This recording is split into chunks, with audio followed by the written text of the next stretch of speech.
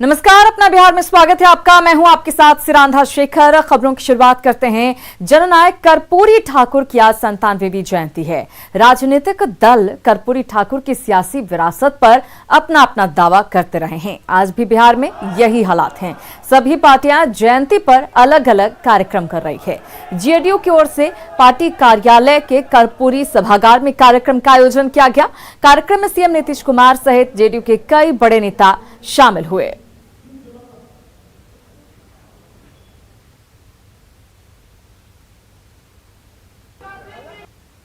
हम लोग किनको मानते हैं? बापू, गांधी जी, लोहिया, जयप्रकाश, अंबेडकर साहब और जननायक कर्पूरी ठाकुर। हम लोग इन्हीं के विचारों को मानते हैं और इसी को लेकर के हम लोग सारा काम कर रहे हैं। हम तो आपसे यही कहेंगे कि जो काम हो रहा उस काम के बारे में एक तो उस पर नजर रखिए कि काम ठीक से हो, कोई कमी हो उस पर भी नजर रखिए और उसकी भी सूचना देखिए। वो तो एक पक्ष है, लेकिन जिस तरह से लोगों को आगे बढ़ाने के लिए काम किया गया, चाहे महिलाओं के लिए किया गया, दलित महादलित के लिए किया गया, आदिवासी के लिए किया गया, अति पिछड़े वर्ग के लिए किया गया, अल्पसंख्यक समुदाय के लिए किया गया, जो लोग भी पीछे थे उन सब लोगों को मुख्य धारा में लाने के लिए जो हम लोगों ने काम किया। और प्रारंभी हम लोगों ने क्या किया? न्याय के साथ विकास। और न्याय के साथ विकास का मतलब है हर इलाके का विकास और समाज के हर तबके का उत्थान। हर तबके के उत्थान के लिए काम किया जा रहा है। और जो हाशिए पर हैं, किनारे पर जो लोग थे, उनको मुख्य धारा से जोड़ने के लिए हम लोगों ने विशेष पहल की। और उसी में चाहे अल्पसंख्यक समुदाय के हों, दलित महादलित आदिवासी हों, अति पिछड़े वर्ग के लोग हों, महिलाएं हों, ये सब किनारे पड़े हुए थे। इनको मुख्य धारा से जोड़ने के लिए जो प्रारंभ से डे वन से पहला दिन से जो हम लोगों ने काम शुरू किया, हमारे साथियों ने सब बात की चर्चा की। वहीं कर्पूरी जयंती के अवसर पर पटना के देश रत्न मार्ग स्थित कर्पूरी संग्रहालय में राजकीय कार्यक्रम का आयोजन किया गया। कार्यक्रम में कर्पूरी ठाकुर के परिजनों के साथ अन्य लोग भी शामिल हुए। कार्यक्रम में कई राजनीतिक दल के नेता भी शामिल हुए। आरजेडी नेता रामचंद्र पूर्वे ने कहा कि बिहार के बदलाव में कर्पूरी ठाकुर का बड़ा योगदान है। वहीं कर्पूरी ठाकुर के छोटे पुत्र डॉक्टर वीरेंद्र कुमार ठाकुर ने कहा कि समाज को कर्पूरी ठाकुर के आदर्शों की जरूरत है। स्मृति में सबसे ज्यादा अगर कोई व्यक्ति बिहार और हिंदुस्तान में है, उसका नाम है कर्पूरी ठाकुर।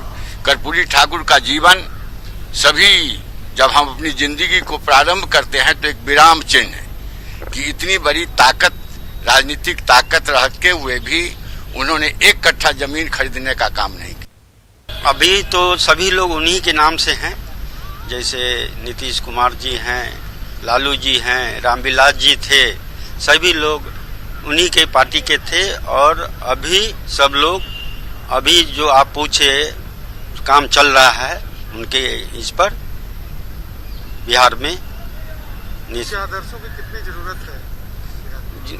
उनकी आदर्शों को तो बहुत जरूरी है, लेकिन धीरे धीरे हो रहा है। गरीबों और वंचितों की आवाज। बिहार के पूर्व मुख्यमंत्री जननायक कर्पूरी ठाकुर की 97वीं जयंती पर उन्हें याद किया जा रहा है।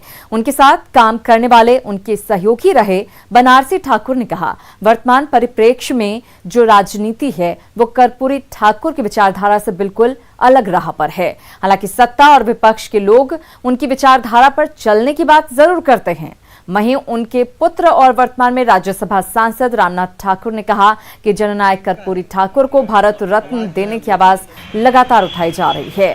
मुख्यमंत्री नीतीश कुमार ने दोनों सदन से भारत रत्न देने का प्रस्ताव पास कर केंद्र सरकार के पास भेज दिया है। अब केंद्र सरकार को तय करना है। कर्पूरी जी एक अद्वितीय व्यक्ति थे। उनका सारा दुनिया, सारा जमाना अपना घर लगता था। वो चाहते थे कि जिस प्रकार सूरज के प्रकाश मुफ्त में मिलता है, हवा मुफ्त मिलती है, उसी प्रकार शिक्षा भी मुफ्त होनी चाहिए हर जाति हर धर्म के लिए। जब वो मुख्यमंत्री बने, सबसे पहले तो उन्होंने मिडिल स्कूल का फीस माफ़ किया। फिर एक दूसरा बार मुख्यमंत्री बने तो हाई स्कूल का फीस उन्होंने माफ़ किया। और कहा करते थे कि अगर मैं आप लोगों का आशीर्वाद से, जनता के आशीर्वाद से फिर अगर मुख्यमंत्री बने तो कॉलेज का भी फीस माफ कर दूंगा सभी जातियों सभी धर्म के लिए। 89 में बिहार विधानसभा, 89 में बिहार विधानसभा और विधान परिषद ध्वनि मत से, एक मत से प्रस्ताव भेज दिया। 89 में हाँ, उसमें भागवत झा आजाद थे, भागवत झा आजाद मुख्यमंत्री थे, उन्हीं के समय वो हुए, तो वो प्रस्ताव कर दिया। उसके बाद दूसरी बार जब लालू जी की सरकार आई 90 के बाद, उस समय दोनों सदन पारित करके, उसके बाद नीतीश जी 2005 में, इसमें भी दोनों हाउस से सर्वसम्मति से गया। बात कर लेते हैं लालू प्रसाद की। लालू प्रसाद के दिल्ली एम्स से शिफ्ट होने की सूचना मिलते ही उनके समर्थक एम्स पहुंचने लगे हैं। बिहार के औरंगाबाद से जिला परिषद सदस्य शंकर यादव और शशि भूषण शर्मा दिल्ली एम्स पहुंचे। इसके अलावा बिहार के दूसरे जिले से भी समर्थक दिल्ली पहुंच रहे हैं। भले ही इन्हें एम्स पहुंचने के बाद किसी से मिलने नहीं दिया जा रहा हो, फिर भी लालू यादव के समर्थक और प्रशंसक यहां पहुंच रहे हैं।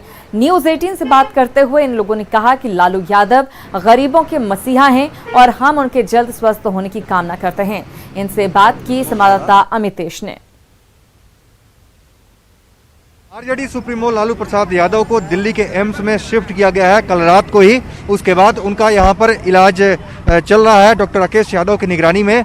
कुछ लोग यहां पर पहुंचे हैं, उनके समर्थक, जो कि उन्हें सूचना मिली कि लालू यादव को रिम्स से दिल्ली के एम्स में शिफ्ट किया गया है। उसके बाद उनके समर्थक यहां पर पहुंचने शुरू हो गए हैं, बिहार से यहां पर पहुंचे हैं।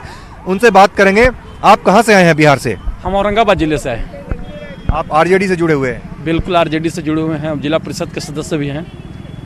यहाँ पर लालू यादव से उनका हालचाल देखने आप पहुँचे हैं, मुलाकात हुई उनके किसी करीबी से? अंदर आप गए थे? हाँ, भोला जी उनके जो पीए हैं उनसे मुलाकात हुई है। कैसे, कितना संतुष्ट हैं जो यहाँ पर इलाज चल रहा है दिल्ली में एम्स में? नहीं, संतुष्ट है। देश का सबसे बड़ा संस्थान है तो हम लोग संतुष्ट है कि बेहतर इलाज होगा। और हम सबों के जो नेता हैं, जो गरीबों के उम्मीद के अंतिम किरण लालू प्रसाद हैं, बिल्कुल स्वस्थ होंगे। ईश्वर उनको बिल्कुल स्वस्थ करेंगे। आप बताइए, आपका नाम क्या है? मेरा नाम डॉक्टर रमेश यादव हुआ। मैं औरंगाबाद जिला से आया हूँ, बिहार के औरंगाबाद जिला से। यहाँ पर दिल्ली में अब उनका इलाज चल रहा है लालू यादव का, जो काफ़ी कॉम्प्लिकेशन है। कितनी उम्मीद करते हैं, आपको लगता है कि यहाँ पे अब संतुष्टि आएगी और इलाज बेहतर हो पाएगा?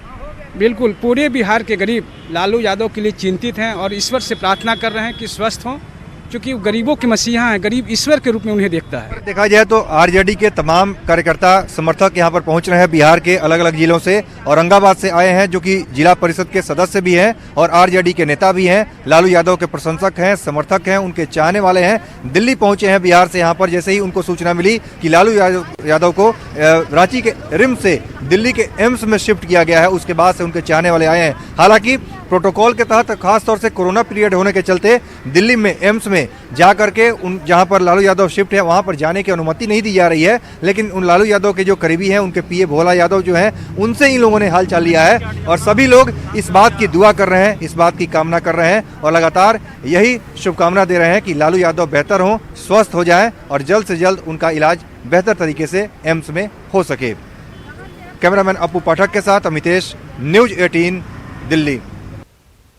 और बीमार लालू प्रसाद के स्वास्थ्य पर सीएम नीतीश कुमार ने कहा है कि जल्द ही उनके ठीक होने की कामना करते हैं। तबीयत खराब है, हम चाहते हैं जल्दी स्वस्थ हों। आप तो जानते हैं, पहले जब अलग भी थे तो भी हम लोग कुछ खबर लेते थे। जब हम खबर ले रहे थे, उनका जो देखने वाला व्यक्ति था तो मेरे ऊपर क्या क्या कह दिया था, याद है ना 17-18 में परिवार का। तब से तो हम कह दिया कि हम जानकारी नहीं लेंगे, अखबार ही से मिल जाएगा। तो अब तो अखबार ही से और न्यूज रिपोर्ट से मिल जाता है। तो हम लोगों की मेरी शुभकामना है कि यथाशीघ्र स्वस्थ हो जाए। अगर किसी तरह की कोई तकलीफ है उससे उनको फुर्सत मिले, छुटकारा मिले, ये हम लोग चाहेंगे। इधर पटना एम्स के आईसीयू से एक तस्वीर सामने आई है जो आपको भावुक कर देगी। दरअसल पटना एम्स के आईसीयू में इमोशनल मैरिज सेलिब्रेशन हुआ। कोरोना संक्रमित एक महिला के चारों तरफ पीपीई किट पहनकर हेल्थ वर्कर ताली बजा रहे हैं और महिला कपकपाते हाथों से केक काट रही है। ये महिला पटना की रहने वाली NRI अमिता हैं, जो कोविड के गंभीर संक्रमण के कारण ICU में भर्ती हैं। उनके पति और बच्चे कोलंबो में हैं। इलाज के दौरान वो परिवार से दूर हैं, लेकिन एम्स के डॉक्टरों ने ICU में भी परिवार की दूरी खलने नहीं दी। घर वालों को वीडियो कॉल से इस इमोशनल सेलिब्रेशन का दृश्य दिखाया। आप देख सकते हैं कि सांस लेने में काफी तकलीफ होने के बाद भी अमिता केक काट रही हैं। इमोशनल वीडियो तेजी से सोशल मीडिया पर वायरल हो रहा है।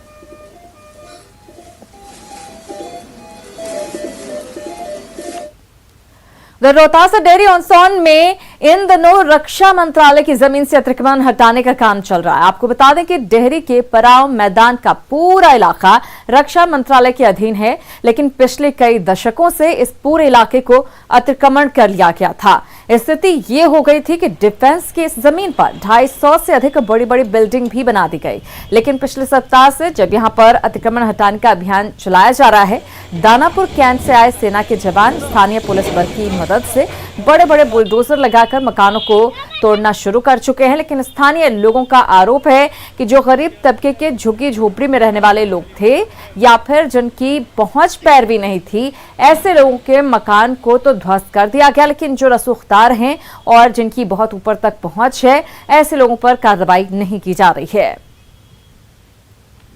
इस पर मुझे कहना यह है कि जिस तरह से झुग्गी झोपड़ी या सामान्य लोगों के जो मकान हटाए गए, उसी दायरे में वो बड़ी बिल्डिंग को भी हटना चाहिए। नियम स्वतंत्र भारत में नियम सबके लिए बराबर है, लेकिन जो ऊंचे सोर्स वाले लोग हैं, ऊंचे पकड़ वाले हैं, जो पैसे वाले लोग हैं, उनकी बड़ी बिल्डिंगें अभी भी यथावत है। किसी गरीब और अमीर की झोपड़ी नहीं उजाड़ी है। जो अतिक्रमित भूमाफिया थे और अतिक्रमण किए थे, उनका मकान तोड़ा गया है। उसमें कई, हमको लगता है 100 के आसपास पक्के मकान थे, अच्छे मकान थे, उनका तोड़ा गया है। और कुछ अर्धनिर्मित मकान थे, एस्बेस्टस के या खपड़ेल थे या जो भी थे झोपड़ी थे, उनको हटाए गए। और ट्रैफिक जाम की समस्या से निपटने के लिए मुजफ्फरपुर में वीआईपी इलाकों को नो वेंडिंग जोन घोषित कर दिया गया है। डीएम आवास से जनरल पोस्ट ऑफिस तक की सड़क को नो वेंडिंग जोन घोषित किया गया है। 26 जनवरी से इन इलाकों में दुकानें नहीं लगेंगी, ऐसा जिला प्रशासन ने आदेश जारी किया है। लेकिन अभी तक ये इलाके फुटपाथी दुकानदारों से गुलजार हैं। इनका कहना है कि फुटपाथ पर बड़ी संख्या में बेरोजगार रोटी कमाते हैं। हालांकि प्रशासन अपने निर्णय पर अडिग है। हालात का जायजा हमारे संवाददाता सुधीर ने।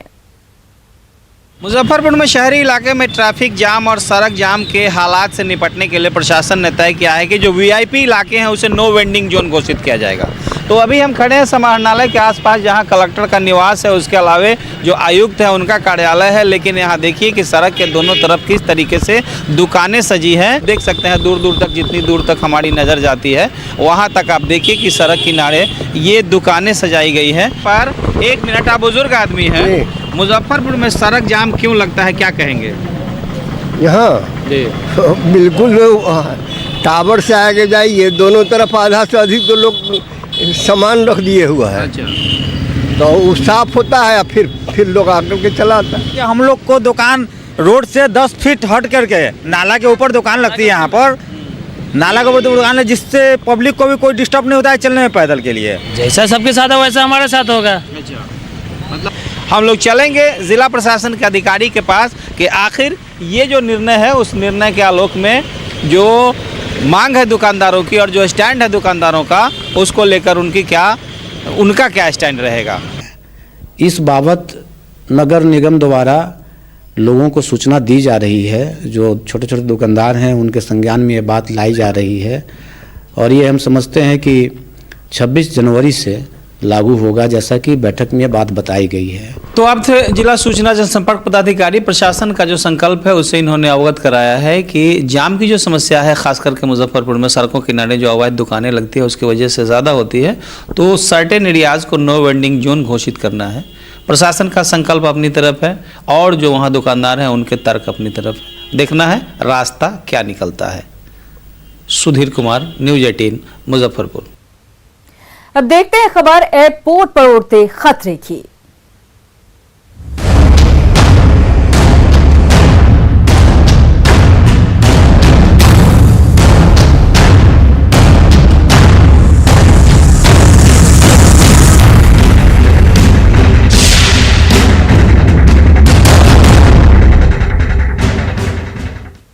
जहां एयरपोर्ट पर खतरा मंडराता रहता है। पटना एयरपोर्ट पर शनिवार को एक बड़ा हादसा टल गया। बेंगलुरु से पटना आ रही विस्तारा एयरलाइंस की फ्लाइट से एक पक्षी टकरा गया, जिसके बाद थोड़ी देर के लिए अफरा तफरी मच गई, लेकिन एयरपोर्ट पर विमान की सेफ लैंडिंग हुई। बताया जा रहा है कि बेंगलुरु से उड़ान भरने के बाद विस्तारा एयरलाइंस की फ्लाइट पटना एयरपोर्ट पर लैंड हो रही थी। इसी दौरान प्लेन से पक्षी टकरा गया। पायलट ने सूझबूझ का परिचय देते हुए प्लेन की सेफ लैंडिंग करा दी। और बर्ड हिट की घटनाओं को रोकने के लिए जरूरी है कि रनवे के आसपास गंदगी ना हो, लेकिन पटना हवाई अड्डा से महज 100 मीटर की दूरी पर स्थित फुलवारी शरीफ रेलवे गुमटी के नजदीक गंदगी का अंबार लगा है, जिसे देखकर आप दंग रह जाएंगे। रनवे के पास गंदगी का जायजा लिया संवाददाता शैलेंद्र। पटना हवाई अड्डे पर बर्ड हिट की घटनाएं लगातार घट रही है और उसका कारण यहाँ पर गंदगी है, कूड़े कचरे का ढेर है। ये रनवे है जहाँ से अभी हवाई जहाज ने उड़ान भरी है और आप देखिए यहाँ पर कितना बड़े पैमाने पर यहाँ गंदगी का ढेर है, कूड़े कचरे का अंबार लगा है। बर्ड हिट को लेकर के जो गाइडलाइन जारी किए जाते हैं उसमें साफ तौर पर कहा गया है कि रनवे के आसपास में ना तो गंदगी होनी चाहिए और ना ही मीट मछलियों की दुकान। लेकिन जब आप यहाँ आते हैं, रनवे जब आप देखते हैं तो ये देख करके साफ तौर पर जाहिर होता है कि जो गाइडलाइन जारी किए हैं और सरकार के द्वारा जो दावे किए जाते हैं वो सारे खोखले हैं। कैमरा पर्सन दीपक के साथ शैलेंद्र, न्यूज़ 18 पटना। एयरपोर्ट के आसपास ट्रैक पर गंदगी की वजह से पक्षी मंडराते रहते हैं, जहां से उड़कर ये पक्षी हवाई अड्डे के पास पहुंचते हैं। रेलवे ट्रैक का जायजा लिया हमारे संवाददाता संजय ने। पटना एयरपोर्ट पर बर्ड हिट की घटनाओं के लिए पटना एयरपोर्ट से सटा हुआ ये रेलवे ट्रैक भी कम जिम्मेवार नहीं है। यहाँ आए दिन ट्रेनों की चपेट में आकर पशुओं की मौत हो जाती है और कई लोग ऐसे होते हैं जो मृत पशुओं को रेलवे ट्रैक के किनारे फेंक देते हैं। यहाँ पर जो व्याप्त गंदगी है, चारों तरफ फैली हुई गंदगी, ये गंदगी भी कम जिम्मेवार नहीं है। इस गंदगी के चक्कर में जो पक्षी हैं, खासकर कौवे और दूसरे पक्षी उड़कर यहाँ आते हैं और मृत पशुओं के शरीर को खाने के क्रम में वो मंडराते रहते हैं और फिर यहाँ से वो एयरपोर्ट की तरफ रुख करते हैं। सबसे बड़ी बात साफ सफाई की भी होती है और लोगों की भी जिम्मेवारी बनती है। कुछ दिन पहले, तकरीबन 20 साल पहले की घटना है, जब यही इसी इलाके में, गर्दनी बाग इलाके में एक प्लेन जो है वो क्रैश किया था और प्लेन पर सवार सभी लोग मारे गए थे और 4 सिविलियन जो पटना के रहने वाले थे उनकी भी मौत हो गई थी। तो साफ सफाई पर ध्यान देना पटना के लोगों का भी दायित्व बनता है और खासकर मृत पशु जो हैं उनको रेलवे ट्रैक के किनारे ना फेंकें, ये जिम्मेवारी उनकी बनती है। और गंदगी जो है वो नहीं होनी चाहिए, साफ सफाई रहनी चाहिए, क्योंकि अगर इसी तरीके से पक्षी जो उड़कर आएंगे और यहाँ पर खाने के चक्कर में वो रहेंगे तो निश्चित तौर पर इसके बाद वो उड़कर एयरपोर्ट कैंपस में जाएंगे। और बर्ड हिट की घटना के लिए रेलवे ट्रैक की सफाई और यहाँ मृत पशुओं के शरीर प्रमुख तौर पर भी एक कारण बनता है। और अब आपको सीधे लिए चलते हैं दिल्ली, जहां पीएम मोदी एनसीसी कैडेट्स को संबोधित कर रहे हैं। क्षेत्र भी गर्व करेगा, उसे प्रोत्साहित करेगा, तभी लोकल प्रोडक्ट की पहुंच देश भर में होगी। उसमें एक ग्लोबल प्रोडक्ट बनने की ताकत पैदा होगी।